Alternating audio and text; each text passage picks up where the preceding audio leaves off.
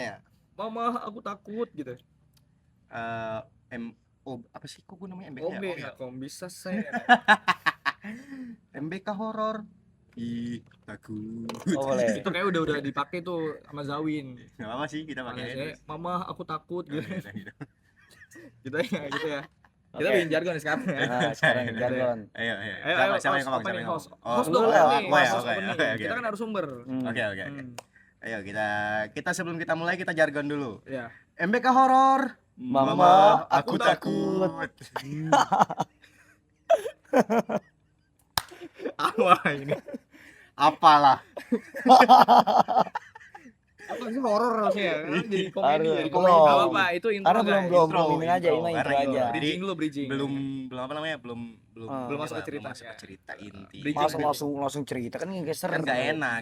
Kita kasih pemanis dulu nggak sih? Seru ya kan? Nah, Betul. jadi kita punya narasumber baru, nggak baru mas ini lama guys ya narasumber. Tapi ini masih ada cerita lagi ya bersama Mas Irgi nanti di bawahnya ya, Irgi Laizang di bawahnya. Di sini bersama Mas Dimas Saputra ya, Jomok Saputra. Dan juga Dimas pengacara pembawa acara yang paling ganteng. Iya, Joper Renset. Lah.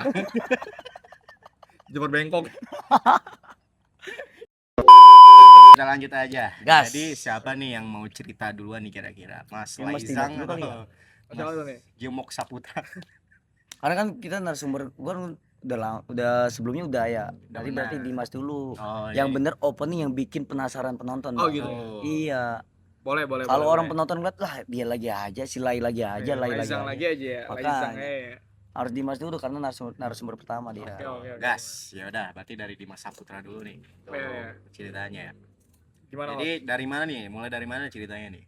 Sebenarnya sih disclaimer dulu ya. Mungkin pengalaman horor orang kan tuh orang itu kan beda-beda. Ada yang mungkin lihat secara Yang langsung lihat, bentuknya iya. kayak gimana, atau dia cuma ngerasain hawa yang gak enak, Mm-mm. atau bisa jadi kayak denger suaranya doang. Nah, Iya. gue ini termasuk cerita gue ini cuma denger suara aja. Gue secara fisik tuh nggak lihat sebenarnya. Oh, Tuh cuman lu ngerasain tuh real. ngerasain dan gue ngedenger langsung gitu. Mm. Ngedenger emang itu suaranya sampai gue pernah ada awalnya denial ya, maksudnya kayak mungkin perasaan gue doang Iya. gitu. Terus gue pengen berusaha buat denial kayak gitu, tapi ada yang bikin gue yakin lagi gitu. Nanti deh cerita lebih lengkapnya ya. Boleh. Gitu. Itu Ini jadi tempat ceritanya di mana nih? Tempat ceritanya? tempat ceritanya di pondok sih. Ya. Udah ada. Iya, kalau Ada nyampe. dua. Takut nggak nyampe. Kemarin nyampe ya? Nyampe. Ya, jadi ceritanya tuh di pondok juga sih, mungkin sama kayak yang lain ya. Kayak lu juga kan kemarin cerita di pondok juga kan. Karena notabene kita kan alumni pondok pesantren ya, ketahuan lah dari muka alim-alim banget ya kan. Makanya alim-alim banget kan dia. Iya, ini hafal jus 30 nih. Ya, kita maju sama mangga, jus Mangga, jus alpukat. alpukat. Jus mangga ya. Ini katanya Alfia ya. Alfia ya. Ibnu Sodikin. Itu. Iya, jadi singkat ceritanya ya. Jadi di pondok gua punya 2 kejadian. Cerita itu sebenarnya sama, cuma di 2 kejadian sama waktu yang yang berbeda gitu. Oh. Ih, Mama, aku takut. Gitu ya, itu ada sound effect guys ya, ada efek-efek tuh. Mungkin ada yang enggak seneng nih Ada yang nggak seneng emang ini punang malam nih. malam. Lanjut. Lanjut ya. Jadi gue ada 2 pengalaman. Pengalaman pertama itu gue di Keten Kuntilanak. Itu gue kelas berapa waktu kelas berapa? kalau pengalaman pertama ini pas banget baru masuk. Jadi kalau misalnya baru masuk itu kan eksperimen ya kan. 1 bulan 2 bulan lah ada. Enggak, justru baru 3 hari. 3 hari. Baru 3 hari di pondok gitu. Serem. Jadi kalau di pondok itu kan kita kan biasanya mulai kegiatan pondok itu udah seminggu kan. Seminggu. Ya. Nah ini posisi 3 hari, jadi masih suka begadang tuh. Nah awalnya itu pada ya biasa lah, pada main-main kodam-kodam gitu. Sebenarnya gua nggak percaya nih, agak skeptis sebenarnya gitu ya. Tapi di posisi dulu lu percaya tuh di situ. Itu gua nggak percaya, Belum bocah percaya, main. emang enggak percaya. Emang nggak percaya waktu itu Oke. sama Tapi kalau kodam-kodam. Di pondok tuh kadang emang ada kayak wih gue punya kodam nih, gue punya pegangan gitu kan, kebanyakan gitu ya. Jadi kayak Bener. di pondok tuh jadi kayak hal yang nggak tabu gitu karena Bener. ada juga yang ngaku begitu, ada yang ngaku begini gitu Nah kan. itu, masa gua nggak percaya sama orang gitu kan. Ya pokoknya kita main kodam gitulah. Itu kalau nggak salah itu sampai jam 12 malam kan. Nah setelah jam 12 malam itu ya udah kita ngobrol-ngobrol aja biasa tuh. Seinget gue itu waktu itu posisi ada 7 orang. Ada 7 orang yang ikutan ngobrol kan. Nah kita ngobrol-ngobrol lah, ngobrol ngalor ngidul gitu kan. Nah terus pas inget gue ya itu jam 2:30 malam lah. Jam bangun tuh. Ya masih ngobrol. Mm-mm. Itu jam 2:30 malam itu kita masih ngobrol kan. Nah tiba-tiba gue ini ngedenger sesuatu gitu. Suaranya itu dari kamar mandi. Jadi kan kamar lu dekat kamar mandi. bener. Jadi dana lokasi itu nih misal nih di sini itu kamar asrama. Hmm. Nah maju sekitar 50 meter. Enggak sampai 20 meter itu kamar mandi cowok. Oh iya. Itu kamar mandi cowok. Dan kamar mandi cowok pesantren itu kan nggak mungkin nyatu sama perempuan kan. Iya. Gitu. Mungkin. Nggak mungkin kan, pasti bisa kan. Habis kalau udah. Iya habis itu mah, apalagi Mas Laizangnya Laizang. ya sang Slayer ya kan. Yang jauh aja kita intamin. Ya itu Apalagi yang dekat. apa yang deket. Gitu. Dibohongin tuh tembok. Nah jadi kita lagi cerita nih kan jam 2:30 tiba-tiba gue ngedenger suaranya suara perempuan. Nggak make sense dong. Karena itu kan kamar mandinya laki-laki. Bener, kamar mandi laki-laki. Ada di kamar mandi. Dan anehnya yang denger Posisi lu mau ngapain dulu? lagi cerita kayak gini aja gitu. Tapi ngedenger gitu masuk ke kamar suaranya. Iya, suara Serius? serius masuk ke kamar. Itu ada 50 meter loh kamar mandi. Iya. Enggak, Dan maksudnya tuh dengernya lu tahu bisa dari kamar mandi apa dari kamar lu? Jadi gua kedengar ke tapi kamar. arahnya dari kamar mandi. Bener. Suaranya. Jadi ini misalnya kayak gini nih, Oh, lagi ngobrol kayak gini. Iya. Terus ada suara cewek ketawa dan suara ketawanya itu nggak kayak yang kuntilanak di film-film yang kayak hihihi gitu. Ntar editor kasih sound effect ya. Gitu. Tapi itu lu yakin itu bukan suara perempuan? Kayak Mas bangun jam segitu suara perempuan ketawa gitu. Lu yakin? Awalnya masih ini ya. Itu kalau seingat gue itu 2 kali dia ketawa. Dan yang denger kan kita bertujuh. Yang denger cuma 3 orang, yang 4-nya enggak. Nah itu yang bikin aneh, yang bikin gua makin kayak aduh kayaknya emang beneran ini dah si Mbak ini dah kayak Mbak Kak kayaknya. Mbak Kak ya. Iya, Mbak Kak dah gitu. Soalnya dari 7 orang yang nongkrong yang ngobrol, itu yang denger gue cuma bertiga dan itu suaranya dia 2 kali ketawa. 2 kali. Dan yang dengernya dua-duanya tuh cuma 3 orang.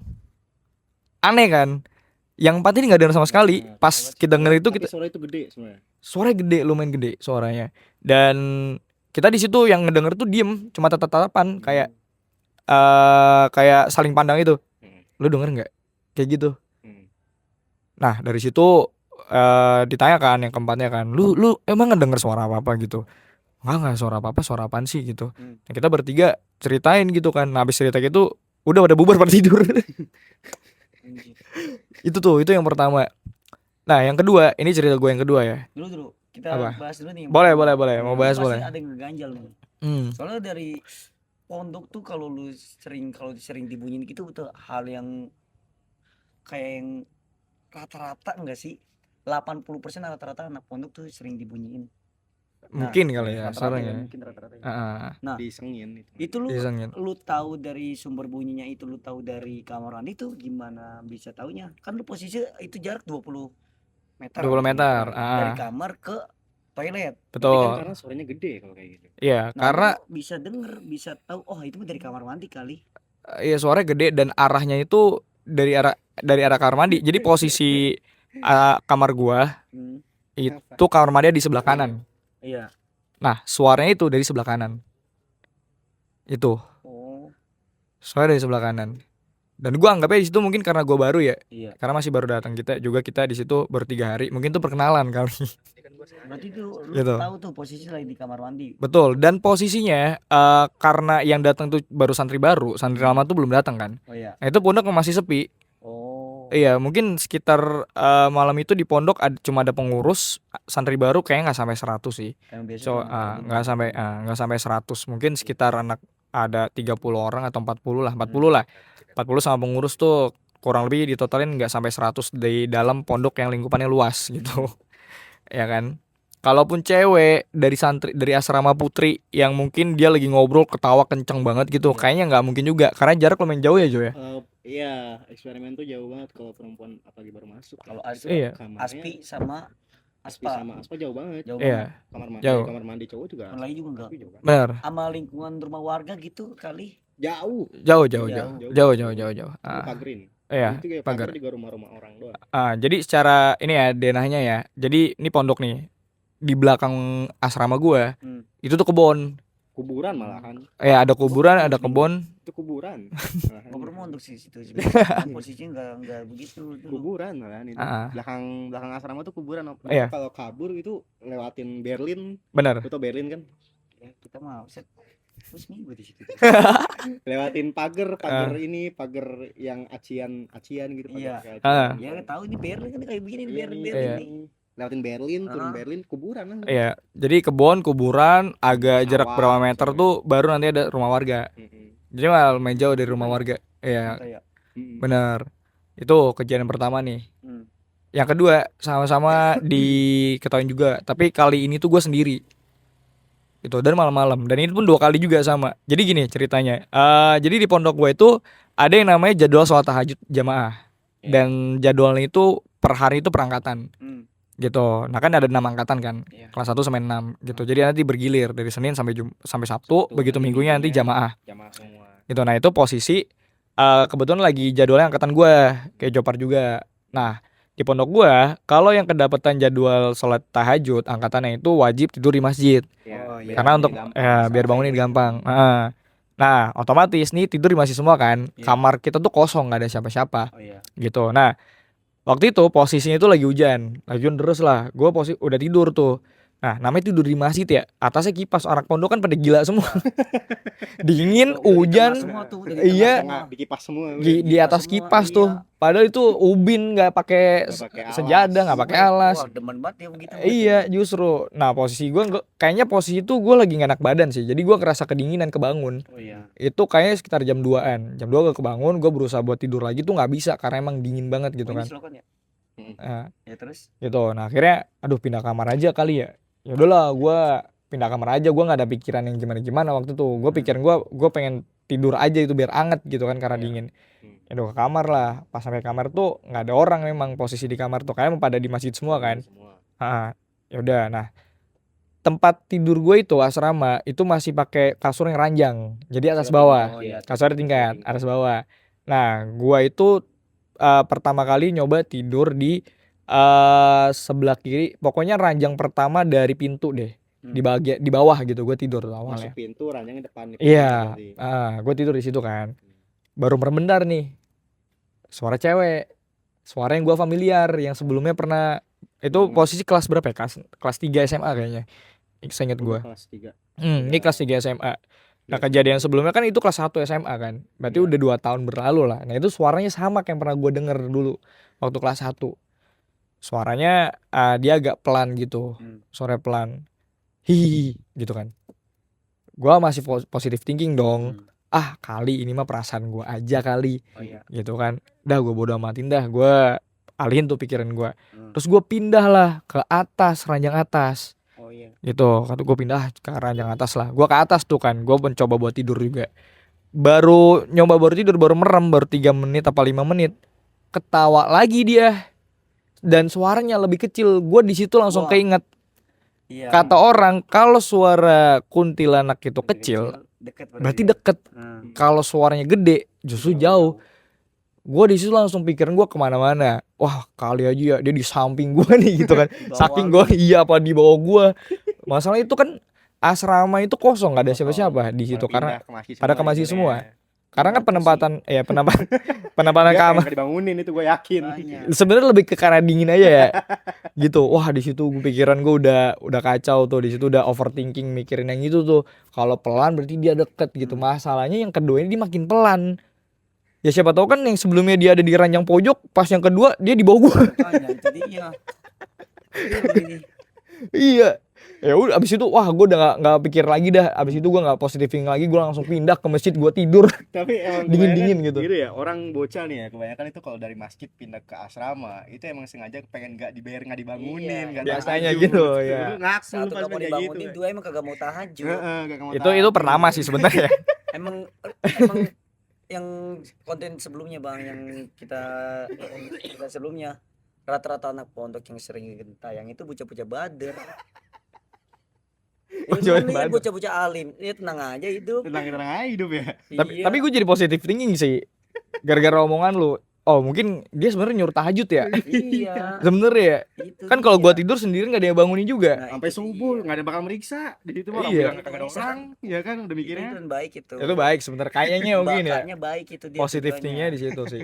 Orang kata dia lagi ngontrol, lagi iseng nih, wah nggak ada orang nih, wah ada bocah batu Ada nih, Badung nih ada gitu bocah kan. bader nih, yang temen-temennya lagi pada Di tahajud, masjid dia ya kan tidur. tidur.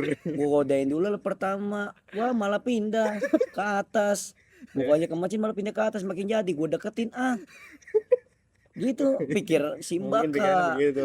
Iya, kalau Mbakanya manusia ya pikir begitu, dibangun Kayaknya. malah bukannya pindah ke masjid, pindah ke Pindah ke atas, makin jadi nih orang.